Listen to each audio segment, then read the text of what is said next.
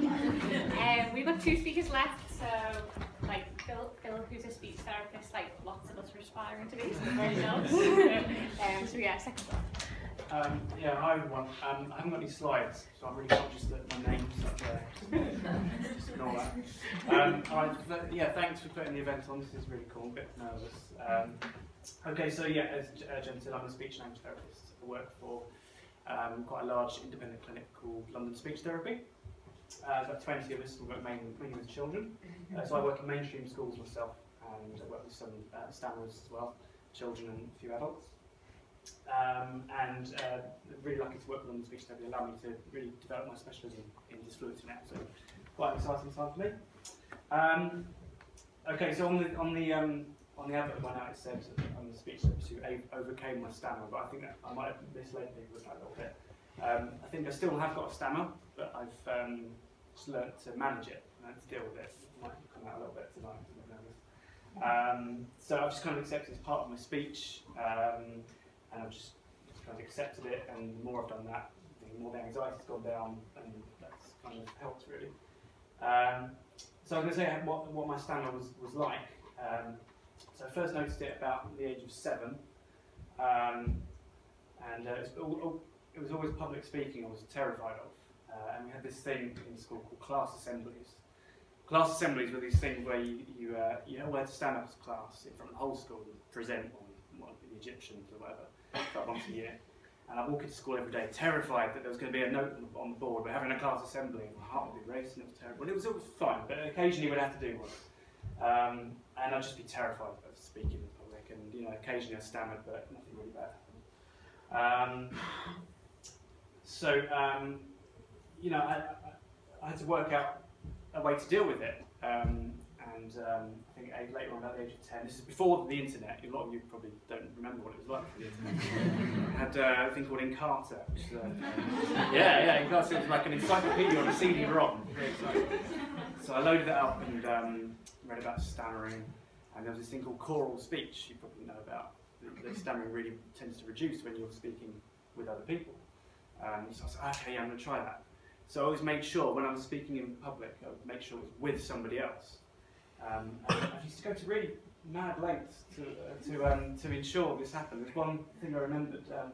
We all had to do something for charity, and we were told, "Are you going to do something for charity?" And we've got to stand up in front of the whole school and say what your thing is. Oh God, this is a nightmare. So I can't do something on my own. That's what I'm going to do, right? I was quite good at juggling. Right, still am quite good. And I said to my mate James, right, what we're going to do, right? I'm going to juggle, you're going to count, right? You're going to count every time you juggle. And James is like, no, I want to do keepy uppies or something. Like, no, come on, it'll be really good. You're really good at counting. So I convinced James to do it, just so that when we stood up to say our thing, we could both say in unison, we're going to do a sponsored juggle. And like James was just confused why this thing was happening. It's like we thought it was really, really strange, but I was like, no, it'll be fine. So I managed to get through that. So I think like the stammerers amongst us might be able to relate to the lengths that someone's go to hide it. Because I guess my stammer wasn't ever really that bad. It was just the iceberg thing. Was the fear of what would happen. So it was never really that bad. But yeah, just all the lengths that I went to avoid it.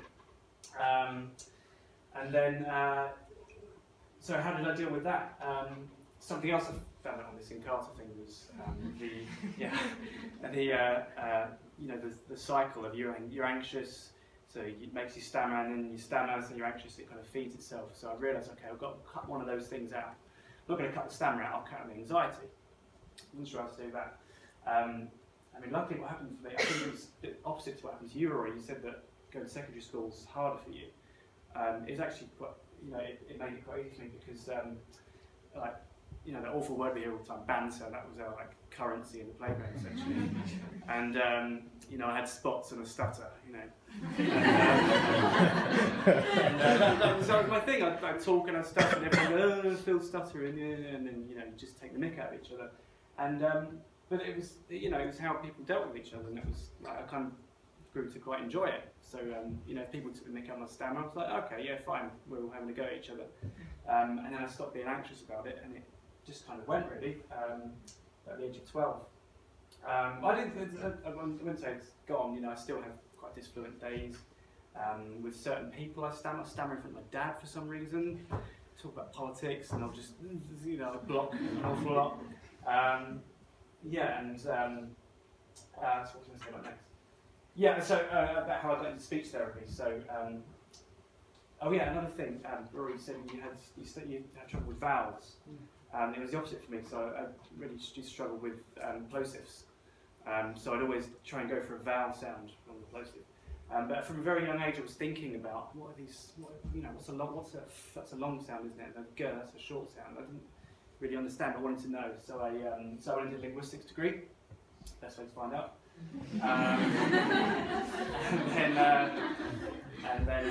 So then not many things for a linguistics graduate to do.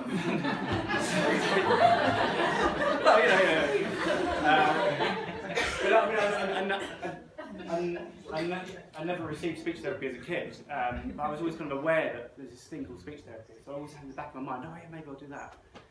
So I did. I went to Sheffield, studied it, and now working as one, and it's been great. You're going to love it. Sorry, I'm a little bit short, but I just had a conclusion. I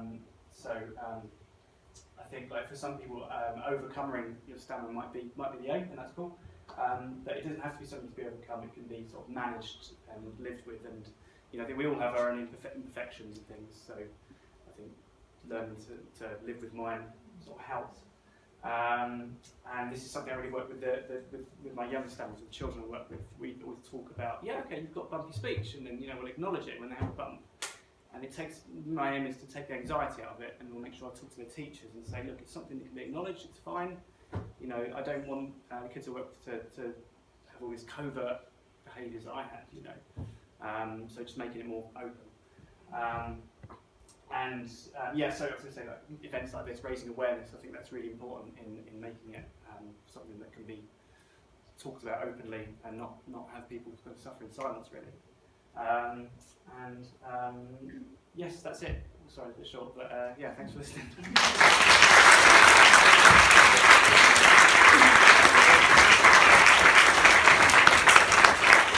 Thank you.